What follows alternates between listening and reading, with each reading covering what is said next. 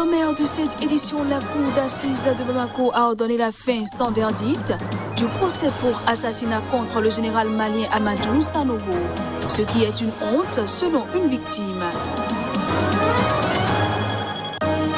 Le chef du gouvernement de transition en Libye a prêté serment ce lundi, plus d'un mois après sa désignation. Abdelmadjid Dbeiba et ses ministres ont juré de préserver l'unité, la sécurité et l'intégrité de la Libye. Et puis des journalistes ont pu rencontrer 40 ressortissants birmans, pour la plupart des policiers. Ces derniers se cachaient dans un lieu tenu secret dans l'état indien du Mizoram, après avoir fui leur pays.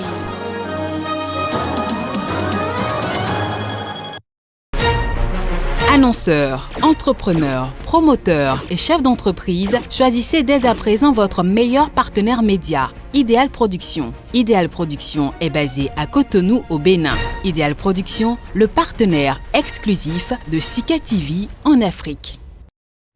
Voilà pour les titres. Bienvenue à tous. Fin du procès pour assassinat contre le général malien Amadou Sanogo. La cour d'assises de Bamako a ordonné la fermeture du dossier sans un verdict.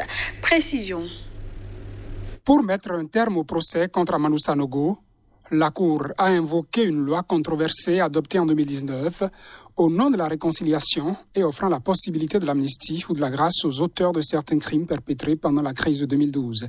Il a également invoqué un accord de dédommagement conclu entre l'État et les parties civiles. Sur la base de la loi d'entente et le protocole d'accord signé entre le gouvernement de la République et les victimes, la Cour ordonne que l'action soit éteinte contre les inculpés, qu'ils soient immédiatement libérés si aucune autre charge n'est retenue contre eux, a annoncé le président de la Cour, Gaoussou Sanou. Les mises en cause, y compris le général Sanogo, avaient déjà été relâchés en janvier 2020, après 6 années de détention. Sauf pouvoir possible du ministère public, la Cour a décidé de mettre un terme à un procès qui n'aura cessé d'embarrasser le pouvoir malien, inquiet des dissensions qu'il pouvait susciter au sein d'une armée, par ailleurs confrontée aux djihadistes, et de la comparution parmi les accusés d'un ministre de la Défense. La décision dans cette affaire, qui ramène au premier mois de la grave crise sécuritaire toujours traversée par ce pays sahélien, était attendue depuis que le procès était sorti la semaine passée des limbes dans lesquelles il avait été maintenu pendant des années. Un collectif d'avocats des parties civiles avait alors annoncé le désistement de ces dernières. Il avait argué d'un protocole d'accord conclu avec l'État et en cours d'exécution pour l'indemnisation de ses clients. Le procès s'achève alors que le Mali est dirigé par des autorités de transition dominées par des militaires eux-mêmes auteurs d'un coup d'État qui a renversé le pouvoir civil d'Ibrahim Boubacar Keïta en août 2020. Après l'annonce de cette décision, une victime a dit que c'est une honte. Je vous propose de suivre à présent quelques réactions. Le Mali n'a pas besoin d'un procès qui va aboutir à des assassinats, à des atrocités. Le pays a compris et le pays a pris une loi d'entente nationale qui vient d'être appliquée. Les lois sont faites pour être appliquées. Je dis encore merci et merci à tout le monde, surtout aux magistrats qui ont eu le courage de rendre cette décision.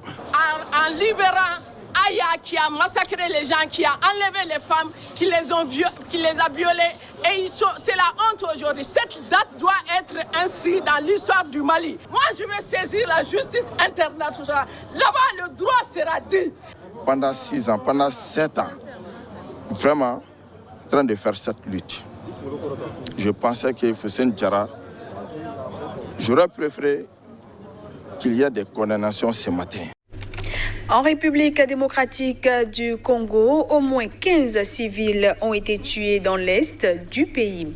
Ils ont été massacrés par des présumés combattants ougandais du groupe armé ADF. Les forces démocratiques alliées très actives à l'est du Congo sont à l'origine de plusieurs exactions. L'attaque a été confirmée par des sources locales pointant du doigt des combattants ougandais. Les victimes, au nombre de 15 au moins, ont été abattues par le groupe armé des ADF, selon le baromètre sécurité du Kivu sur Twitter. Des jeunes en colère ont manifesté lundi matin dans cette localité pour dénoncer la tuerie selon plusieurs témoignages. La police est venue intervenir pour disperser les manifestants, a déclaré un responsable local. Malheureusement, un jeune a trouvé la mort par une balle perdue et un autre est grièvement blessé, a-t-il ajouté. Les ADF sont à l'origine des rebelles ougandais musulmans installés depuis 1995 dans l'est de la RDC. Ils n'attaquent plus l'Ouganda voisin depuis des années. Ces hommes armés commettent régulièrement des massacres sur des civils sans défense depuis octobre 2014 dans la région de Béni et ses environs. Depuis avril 2019, le groupe État islamique a revendiqué certaines attaques des ADF. Dispersés par des opérations militaires lancées depuis fin octobre 2019, les ADF opèrent désormais en petits groupes mobiles, selon un récent rapport des experts de l'Organisation des Nations Unies. Les États-Unis ont désigné récemment les combattants des ADF parmi les groupes terroristes affiliés à l'État islamique. Je le disais en titre, le Premier ministre libyen Abdelhamid Dbeibah, qui doit gérer la transition jusqu'aux élections prévues en décembre prochain, a prêté serment ce lundi. Cela fait plus d'un mois déjà qu'il est désigné dans le cadre d'un processus politique parrainé par l'ONU pour sortir la Libye d'une décennie de chaos. Cette prestation de serment, qui représente la concrétisation d'une percée politique sans précédent depuis 2014, devait initialement se tenir à Benghazi, berceau de la révolte ayant entraîné la chute du régime de Muammar Kadhafi en 2011, avant d'être délocalisé à Tobrouk pour des considérations logistiques. Des émissaires de l'Organisation des Nations Unies et de l'Union européenne, ainsi que les ambassadeurs de pays frères et amis comme les États-Unis, le Royaume-Uni, la France, la Turquie, la Tunisie, le Maroc et l'Algérie, ont assisté à la cérémonie aux côtés des membres du Parlement. C'est devant ce parterre que le nouveau Premier ministre par intérim s'est engagé.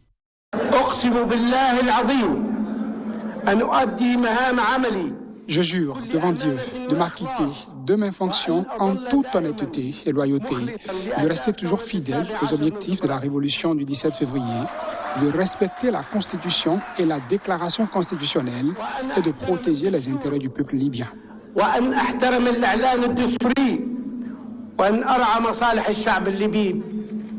Après des années d'impasse dans un pays divisé en deux camps, l'un à l'est, l'autre à l'ouest, Abdelhamid Dbeibah, 61 ans, a été désigné Premier ministre par intérim le 5 février par 75 responsables libyens de tous bords réunis à Genève sous l'égide de l'ONU, en même temps qu'un conseil présidentiel de 3 membres. Son gouvernement d'unité nationale a obtenu mercredi un vote de confiance historique des députés. Il remplace aussi bien le gouvernement d'union nationale GNA de Fayez al-Sarraj, installé en 2016 dans l'Ouest et reconnu par l'ONU, que le cabinet parallèle d'Abdallah al-Teini, non reconnu par la communauté internationale, basé dans la Cyrénaïque, région contrôlée de facto par les forces du maréchal Khalifa Haftar. Il est chargé d'unifier les institutions du pays et d'assurer la transition d'ici les élections du 24 décembre, date à laquelle sa mission devrait théoriquement prendre fin. Hors du continent africain, des journalistes ont pu rencontrer 40 ressortissants birmans, pour la plupart des policiers, alors qu'ils se cachent dans un lieu tenu secret dans l'État indien du Mizoram, dans le nord-est de l'Inde, après avoir fui le pays. Ceci n'a pas empêché l'armée de continuer la répression de manifestants pacifiques. Kiwi, jeune soldat birman, passé clandestinement en territoire indien, tremble de tout son être alors qu'il raconte à l'AFP avoir fui la répression militaire en Birmanie, se refusant à violenter son peuple après en avoir reçu l'ordre. Ce fusilier de 24 ans, qui dit avoir servi dans l'armée 4 années durant, fait partie d'une quarantaine de ressortissants birmans que l'AFP a rencontrés dans une cache dans l'État indien du Mizoram, frontalier de la Birmanie, où ils se sont réfugiés. Le voyage de Kiwi a duré 4 jours, d'abord à moto, puis à pied. Ce père de 2 enfants raconte avoir notamment reçu ordre d'espionner la minorité chrétienne chienne dans l'ouest birman à laquelle il appartient. Les militaires ont ordonné de tuer des gens innocents comme ma mère et mon père. Je refuse d'être un traître, dit-il. Pourquoi devrais-je tuer mon peuple? Alors j'ai fui en Inde. De là, il a appris que sa maison avait été perquisitionnée et son père arrêté. Depuis le putsch du 1er février, la violente répression des manifestants pro-démocratie birmans a fait plus de 120 morts, dans leur rang selon l'association d'assistance aux prisonniers politiques. Meurtres, persécutions, disparitions forcées, torture. Le Conseil des droits de l'homme de l'ONU a dénoncé de probables crimes contre l'humanité commis par l'armée. Plus de 300 Birmans, dont de nombreux officiers de police, des membres de leur famille et 2 militaires, sont entrés en Mizoram, en Inde. Les Birmans en quête d'un asile sont recueillis par de sympathisants qui les aident à se rendre chez des proches ou leur trouvent un hébergement à l'abri des autorités de crainte qu'ils ne soient déportés en Birmanie. Et puis en Bolivie, la justice a ordonné la mise en détention préventive pour 4 mois de l'ex-présidente par intérim Janine Áñez. Arrêtée et accusée de coup d'État contre son prédécesseur Evo Morales, Áñez a annoncé la décision de la juge dans un tweet. Janine Áñez, ex-présidente par intérim, a annoncé la décision de la juge depuis le bâtiment de la police à La Paz, où elle est détenue depuis samedi en même temps que 2 anciens membres de son gouvernement, les ex-ministres de l'énergie, Rodrigo Guzmán, et de la justice, Álvaro Coimbra, également arrêté. Le parquet de Bolivie avait initialement requis 6 mois de détention préventive pour Madame Áñez et pour les 2 anciens ministres. La juge, Santa Cruz, a ordonné que l'ancienne présidente par intérim soit transférée dans une prison pour femmes de La Paz et qu'Álvaro Coimbra le soit dans une prison pour hommes. Rodrigo Guzmán a été placé en liberté conditionnelle. Áñez, 53 ans, avocate, femme politique et ancienne présentatrice de télévision, est devenue présidente par intérim en novembre 2019 après la démission du président socialiste Evo Morales, alors qu'elle était 2e vice-présidente du Sénat.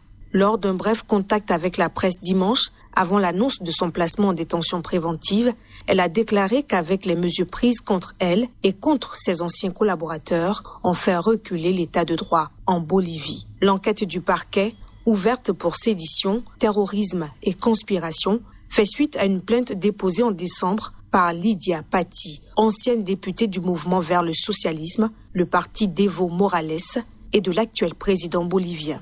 La mise en cause de l'ex-présidente et de ses collaborateurs suscite depuis samedi de nombreuses réactions en Bolivie et à l'étranger. L'influente conférence épiscopale de Bolivie a réclamé la mise en liberté immédiate des personnes arrêtées. L'ancien président bolivien, Carlos Mesa, a lancé un appel aux organisations internationales en les alertant sur la situation en Bolivie. Le secrétaire général de l'ONU, Antonio Guterres, a appelé au respect de procédures équitables et d'une transparence totale. Voilà qui vient mettre un terme à cette édition que je vous remercie d'avoir suivi.